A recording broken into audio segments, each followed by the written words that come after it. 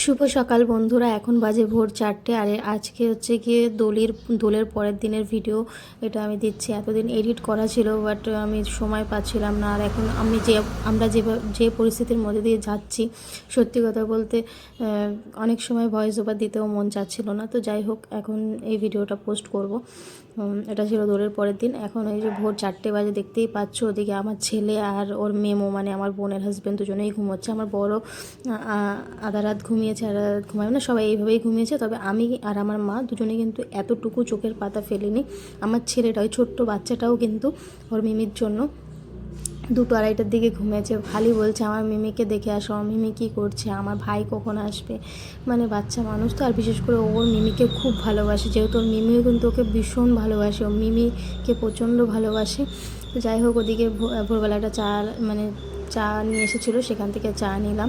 আমি তো খুব একটা চা খাই না, তারপরেও খেলাম, যেহেতু চোখে ঘুম নেই, শরীরটাও কেমন লাগছে। আর এখন দেখো সকাল হয়ে এসেছে। এখন বাজে ওই 5:30 কি 6টা এরকম হবে, ঠিক এক্স্যাক্ট টাইম মনে নেই।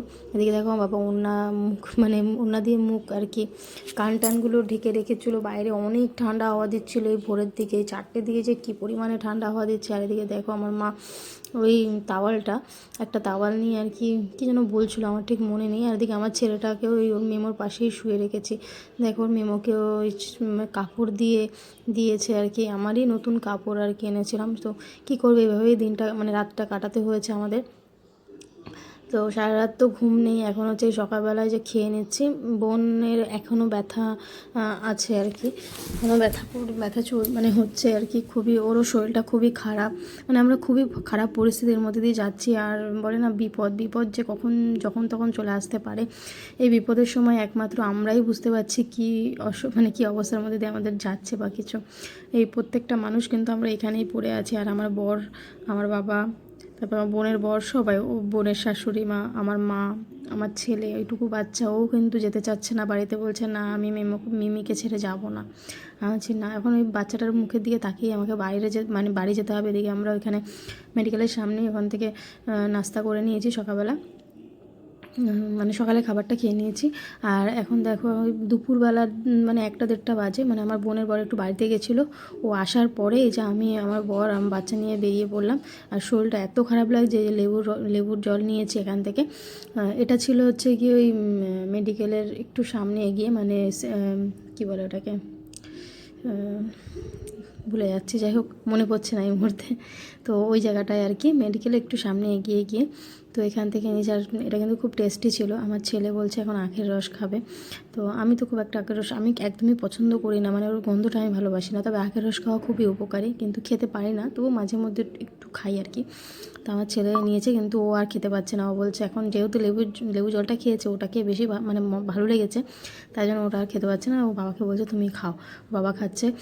তো আমাদের উপর দিয়ে অনেকটাই দখল গেছে। আর বাবা ওখানেই রয়েছে, বাবা এখন আসেনি, বাবা ওখানেই রয়েছে। আর মা তো রয়েছে, আরও শাশুড়ি মাও রয়েছে, আমরা সবাই রয়েছি ওখানে।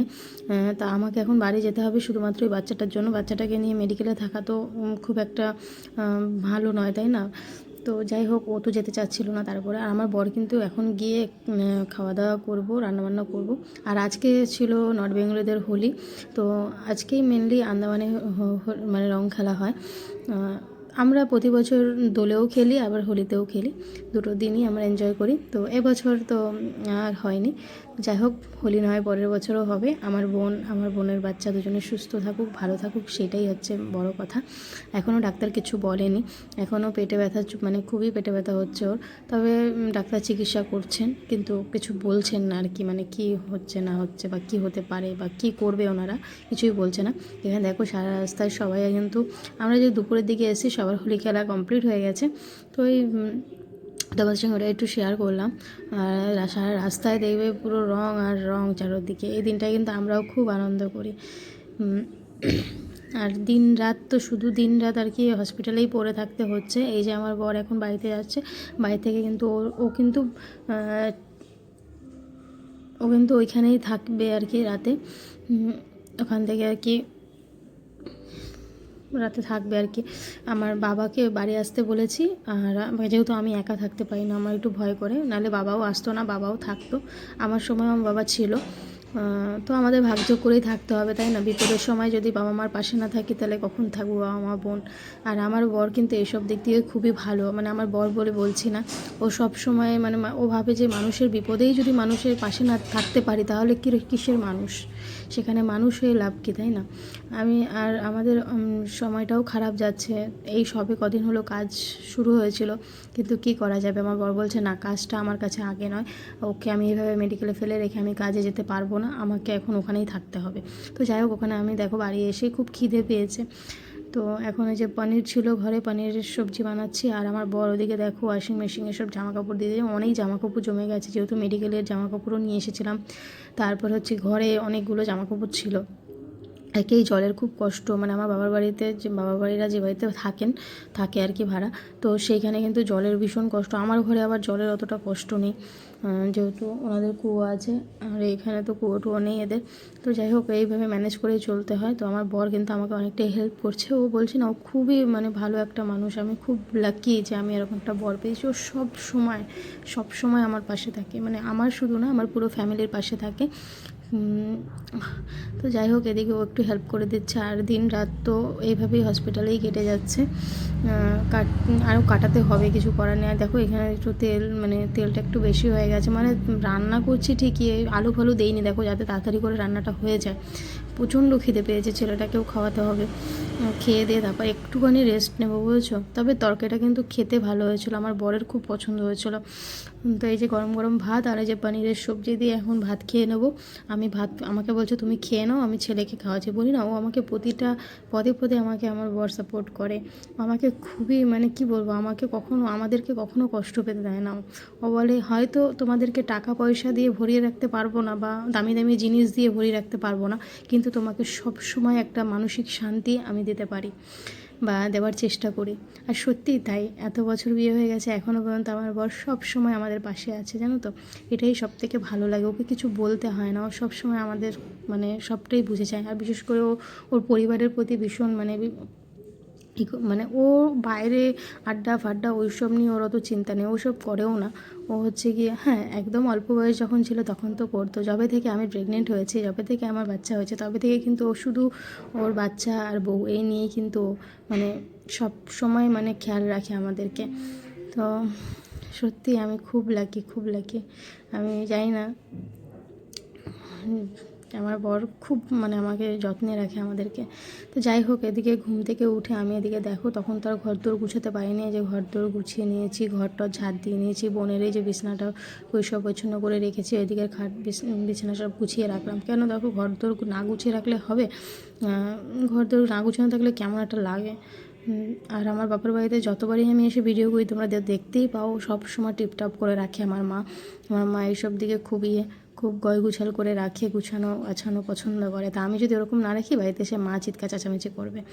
তো যাই হোক, এদিকে রান্নাঘরটার আমি সমস্ত গুছিয়ে গেছি, রান্নাঘরে যে ওভেন টোভেন সব পরিষ্কার করে নিয়েছি, কারণ এই কদিন আমি আর যাব না হসপিটালে, যদি হ্যাঁ বাচ্চা যখন হবে শুনবো আর কি, বা বাচ্চা হওয়ার পরে যাব আমি, কারণ এখন বাচ্চাকে আমাকে দেখতে হবে, আমার ছেলে ছোট তো, ওকে দেখতে হবে। আর বাড়িতেও হচ্ছে গিয়ে বাবা আর আমার বর দুজনেই দুপুরবেলা করে খেতে আসবে, তো সেই জন্য ওদের খাবার দাবারের ব্যবস্থাও করতে হবে। আর হসপিটালে কিন্তু ওখানে খাবার দাবার কিন্তু ওর শাশুড়ি মা, মানে আমার বোনের শাশুড়ি মাও নিচ্ছে, আবার হচ্ছে গিয়ে বাড়ি থেকে রান্না করে নিয়ে যাচ্ছে। আবার আমার বাবাও কিন্তু যতটা পারছে সবাইকে কিন্তু ওখানে কিনে কিনে খাওয়াচ্ছে। সব রকম অসুবিধা মানে সব রকম ব্যবস্থাই আছে আর কি। আর এদিকে দেখো, রাতেরবেলা বাবা আসবে যেহেতু, তো সেই জন্য আমি এদিকে রান্না বসিয়ে দিয়েছি, ডাল আর ভাত তাড়াতাড়ি করে বসিয়ে দিয়েছি। আর পনিরের সবজি তো আছে একটুখানি। তো আর আমার বর কিন্তু খায়নি, আমার বর না খেয়েই আর কি বেরিয়ে পড়লো। এই যে এখন সন্ধে হয়ে গেছে, এখন এই যে আমার ঘরের চাবি নিয়ে ও যাবে হচ্ছে গিয়ে, হাতে কাঁচরা নিয়ে যাচ্ছে, কাঁচরাগুলো ফেলানো হয়নি তো, মা সকালবেলা করে ফেলে দেয়, আমি আর ফেলতে পারিনি সেই জন্য। তো এখনও যাবে ওই বাড়িতে। তো এখন এই যে দেখো ও যাচ্ছে, আর এটা হচ্ছে কি তোমাদের যখন বলছিলাম, এটা হচ্ছে সেলুলার জেলের সামনে, দেখো রাতেরবেলা কি সুন্দর লাগে দেখতে। এই সামনে এখানে অনেক রকমের খাবার স্টল বসেছে। আর সেলুলার জেলটা আমি কখনোই মানে যাইনি, মানে বাইরে থেকেই দেখেছি, ভেতরে ঢুকে যে দেখিনি কখনো। আর আমি যখন যাব তোমাদের সঙ্গে অবশ্যই শেয়ার করব। এখনও পর্যন্ত যাওয়া হয়নি সেলুলার জেলে। এটা হচ্ছে গিয়ে কী বলবো, এই জায়গাটা, এই যে হচ্ছে সেলুলার জেল, এখানে প্রচুর প্রচুর লোক আসে। তো আমার বর আর কি এখন যাচ্ছে মেডিকেলে, আর সেলুলার জেলের অপোজিটেই হচ্ছে গিয়ে মেডিকেল। তো সেই জন্য এটা হচ্ছে আগে পরে আর কি, রাস্তায় যেতে পরে। ভেতরে কিন্তু আমি কখনো ঢুকিনি, যেদিন ঢুকবো তোমাদের সঙ্গে অবশ্যই শেয়ার করব। তো আমার বরকে বলেছিলাম একটু ভিডিও করে রেখো, যেহেতু আমি যাচ্ছি না। তো ও সব ভিডিও তো আর করতে পারে না, বুঝতেই পারো মেডিকেলে তো আর সব রকম ভিডিও করা যায় না। যতটা পেরেছে, এই যে পুরো রাতে বেলার দিকে, এটা অনেক রাতে করেছে, দেখো সারাদিক ফাঁকা একদম। এই যে এখানে সবাই আর কি ঘুমানোর জন্য যে আমাদের এই যে বেডিং বস্তা সব এখানে রাখা। তো যাই হোক, তোমরা সকলে আশীর্বাদ করো যেন সবটা ভালো হয়, সব কিছু যেন ভালো হয়, এইটুকুই মানে বলবো।